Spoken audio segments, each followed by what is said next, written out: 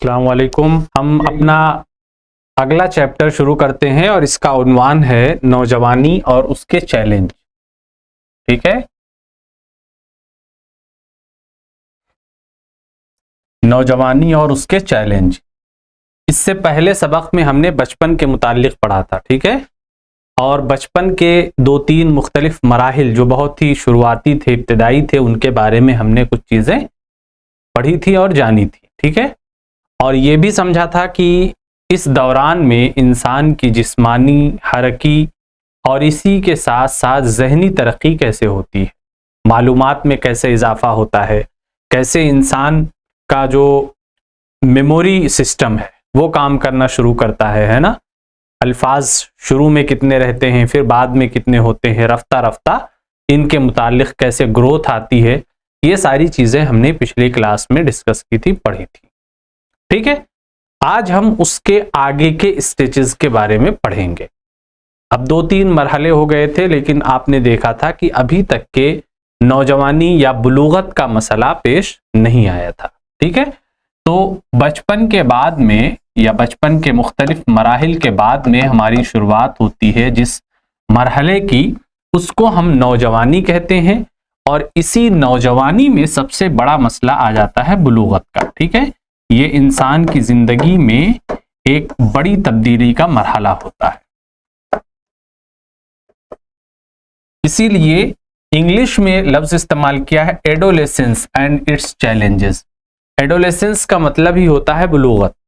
ठीक है, यानी इंसान अपनी जिनसी जिंदगी की शुरुआत मुख्तलिफ तरीके से करता है।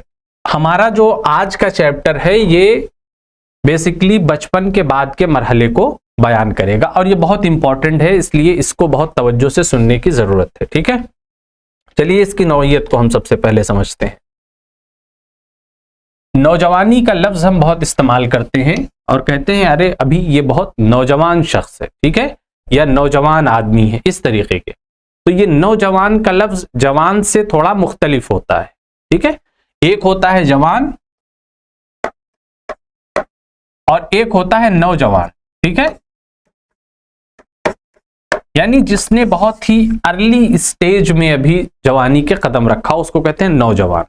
ठीक है, तो नौजवानी जो है ये एक समझिए कि एक ब्रिज का काम करती है। ठीक है, ब्रिज का काम करती है इधर उधर के दो मुख्तलिफ मरहाइल से इंसान को जोड़ने के लिए। इस मुद्दत में फर्द जिस्मानी और नफ्सियाती तब्दीलियों से गुजरता है और बच्चे से बड़ा या बालिग शख्स बनता है। ठीक है, बचपन था अभी और बचपन के बाद में अब इंसान बालिग हो रहा है, नौजवानी की तरफ कदम बढ़ा रहा है। इस मुद्दत में तेज जिस्मानियाती और नफ्सियाती तब्दीलियां वाक़ई होती हैं जिनके सबब नौजवानों को नए समाजी रोल अदा करने होते हैं। इन्हीं तब्दीलियों की वजह से नौजवानों को बहुत से मसाइल और मखमसों का सामना करना होता है। यही मुद्दत है जिसमें बच्चा इन्हिसार से खुद मुख्तारी की तरफ बढ़ता है। इसलिए इस अरसे में रूनुमा होने वाली समाजी और जिस्मानी तब्दीलियों के साथ साजगारी और हम आहंगी की जरूरत होती है। यानी टोटल अगर आप देखें इसे तो इस मुद्दत में तब्दीलियों पर बहुत जोर दिया गया है। ठीक है, यानी जो इंसान पहले मौजूद था बचपन में या जो उसकी कैफियत थी, जो जिस्मानी जो है उसका ग्रोथ जिस तरीके से हो रहा था, उसमें एक बैक तब्दीली आएगी। ठीक है, और अभी आपको हम बताएंगे तफसील से कि ये जो मरहले होते हैं ये हर किसी के साथ मुख्तलिफ हो सकते हैं। यानी बिल्कुल दिन या डेट नहीं तय है कि इसी दिन से इंसान नौजवान हो जाएगा, ऐसा बिल्कुल नहीं है।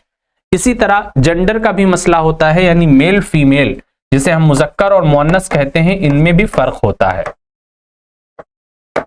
ठीक है, तो एक बात जहन में रखिए, कंट्री वाइज भी इसमें इख्तिलाफ पाया जाता है कि किस मुल्क में लोग किस उम्र में बालिग होते हैं। ठीक है, ये एटमॉस्फेयर का भी असर होता है।